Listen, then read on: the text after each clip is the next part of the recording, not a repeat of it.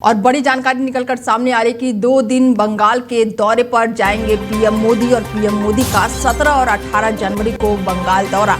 देश की पहली वंदे भारत स्लीपर को दिखाएंगे हरी झंडी। बड़ी जानकारी निकलकर सामने आ रही है कि प्रधानमंत्री नरेंद्र मोदी का 2 दिनों का बंगाल दौरा है और ऐसे में पीएम मोदी का 17 और 18 जनवरी को बंगाल दौरे पर रहेंगे और देश की पहली वंदे भारत स्लीपर को दिखाएंगे हरी झंडी। प्रधानमंत्री नरेंद्र मोदी 17 और 18 जनवरी को पश्चिम बंगाल के 2 दिवसीय दौरे पर रहने वाले हैं और इस दौरान प्रधानमंत्री राज्य को रेलवे से जुड़ी कई अहम प्रोजेक्ट और नई ट्रेनों की सौगात देंगे। 17 तारीख को प्रधानमंत्री मालदा से Vande Bharat express sleeper train की शुरुआत करेंगे और पहली वंदे भारत स्लीपर ट्रेन असम गुवाहाटी से पश्चिम बंगाल के कोलकाता के बीच चलाई जानी है। और ऐसे में खबर अब ये भी आ रही है कि पीएम मोदी 17 तारीख को नालंदा से वंदे भारत स्लीपर ट्रेन को हरी झंडी दिखाएंगे और इसके साथ ही हावड़ा से गुवाहाटी के बीच ये ट्रेन चलेगी और उसको पीएम जो है वो हरी झंडी दिखाएंगे। गुवाहाटी से कोलकाता के बीच चलने वाली ट्रेनों को पीएम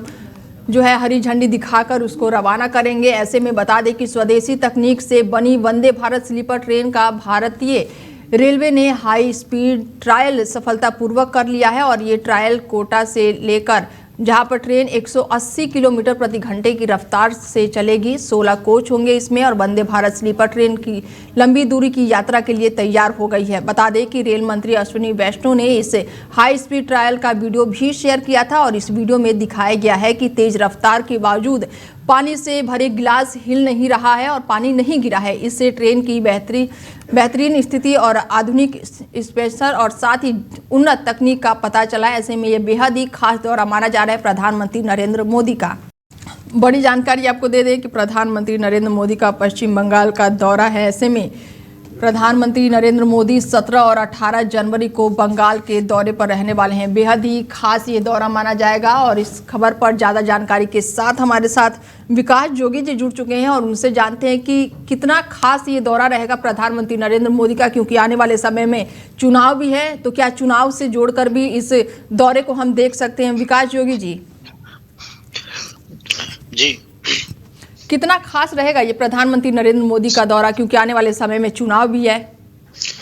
जैसे कि 18-19 जनवरी को मोदी जी का बंगाल दौरा है। उस बंगाल दौरे की जो भिन्न भिन्न परियोजना उसका भी ओपनिंग उद्घाटन करेंगे।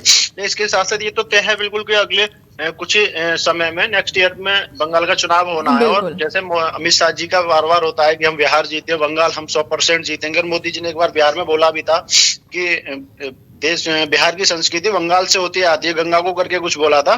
तो इनका टारगेट बंगाल है और बंगाल टारगेट अभी नहीं, पिछले विधानसभा चुनाव से भी रहा था। जैसे जिस तरीके से भाजपा एक हिंदू हितैषी वाली जो राजनीति करती है और वहां पर आए दिन साधु संतों की हत्या हो जाना, पालघर वाला मामला सबके सामने था। और उसके साथ जो बार बार वहां पर अगर नोटिस किया जाए तो सिर्फ और सिर्फ टारगेट करके हिंदू का वहां पर जो एक नरसंहार जैसा होना है उसको लेकर भाजपा कहीं ना कहीं बनाने की स्थिति में। और ये टारगेट इनका बस यही रहेगा बंगाल चुनाव का। और ये मैं भी कॉन्फिडेंस में बोलता हूँ, जिस तरीके से उन्होंने दिल्ली चुनाव जीता, जिस तरीके से बिहार चुनाव जीता, अगर बिहार इस बार चुनाव एनडीए नहीं जीत पाती तो शायद लगता कि आगे के इनके रास्ते आगे का जो एक विजय रथ है भाजपा का वो रुक जाता। और बंगाल में इस बार ये भी कॉन्फिडेंस में और बंगाल इस बार कुछ ना कुछ भाजपा के पक्ष में अच्छा ही रहने की स्थिति में और इस बार बंगाल चुनाव भाजपा जीतने की स्थिति में लगी हुई है। बिल्कुल। ऐसे में विकास जोगी जी अभी अमित शाह गए थे, जेपी नड्डा का दौरा है और इसके बाद से प्रधानमंत्री नरेंद्र मोदी का दौरा है और यहाँ पर वंदे भारत को भी ये हरी झंडी दिखाएंगे। तो क्या ये जो स्लीपर ट्रेन को हरी झंडी दिखाने वाले हैं इसको चुनाव से रिलेट करके देख सकते हैं, क्योंकि बड़ी सौगात है एक तरीके से? बंगाल चुनाव को देखकर ये सारी योजनाएं हो रही हैं। और अब आप सभी लोग देखेंगे इसको कि आए दिन ऐसा होगा कि अभी अमित शाह जी जा रहे हैं, मोदी जी जा रहे हैं, मतलब टारगेट पूरा 100% इनका बंगाल चुनाव पर होगा। क्योंकि पश्चिम बंगाल पिछले 2 विधानसभा चुनाव से भाजपा जितनी मजबूती से तैयार कर रही है उसको रिजल्ट उस तरीके से नहीं मिल पा रहा। लेकिन जिस तरीके से बिहार में इनको पॉजिटिव हुआ है उससे इनको लग रहा है कि इस बार भाजपा बंगाल में कुछ अलग चमत्कार करेगी। और दूसरा जो एसआईआर जो हुआ है, एसआईआर भी कहीं ना कहीं भाजपा को जिताने में पक्षधर रहेगा। क्योंकि जो फर्जी वोट थे, ऐसे बहुत से वोट थे कि एक ही विधानसभा में एक ही वोट 4 विधानसभा में था तो जो एसआईआर से जो वोट कटिंग हुई है वो कहीं ना कहीं जो अन्य विपक्षी दल थे उनके वोट परसेंट कम हुए हैं और भाजपा का जो कैडर वोट था वो कैडर वोट वही बना हुआ है, तो भाजपा के पक्ष में रहेगा चुनाव बंगाल का इस बार। बिल्कुल, तो ऐसे में क्या लग रहा है विकास जोगी जी कि दौरे तो लगातार चल रहे हैं, लेकिन पश्चिम बंगाल में कितना चुनौतीपूर्ण रहने वाला है बीजेपी के लिए, क्योंकि एसआईआर का मुद्दा भी है और तमाम तरह के मुद्दे पश्चिम बंगाल में इस समय भी चल रहा है। ममता दीदी हैं वो लगातार घेर रही हैं, तो काफी चुनौतीपूर्ण होने वाला है ये दौरा भी। और दौरे को लेकर अगर मैं बात करूं तो चुनाव भी, क्योंकि बहुत आसान नहीं है। नहीं, आसान नहीं है, स्थितियां बहुत पॉजिटिव भी नहीं है बंगाल की, लेकिन जिस तरीके से अगर एसआईआर वहां पर जेन्युइन हुई है, जैसे अन्य राज्य में एसआईआर हुई थी, बिहार में हुई थी, दिल्ली में हुई थी, तो वो एसआईआर अगर बंगाल में बिल्कुल 100% क्लियर, मतलब साफ सुथरी एसआईआर हुई है, उसमें कोई भी हस्तक्षेप नहीं हुआ है स्टेट गवर्नमेंट का, तो हम बता रहे कि फर्जी मतदाता बहुत वहां से गायब हुआ होगा, बहुत गायब हुआ। और आप सभी के न्यूज चैनलों के माध्यम से देखा था कि कई ऐसे गांव थे जो रातों रात खाली हो गए थे। ऐसी कई कॉलोनियां थी जहां 1500 से 2000 की काउंटिंग थी और वहां 15 वोट नहीं मिल पा रहे, 15 वोट लोग मौजूद नहीं थे वहां पर जो अपनी एसआईआर फॉर्म भर पाए। तो इन स्थितियों को देखते हुए कि भाजपा के पक्ष में है, लेकिन भाजपा ओवर कॉन्फिडेंस में आकर वहां चुनाव न लड़े।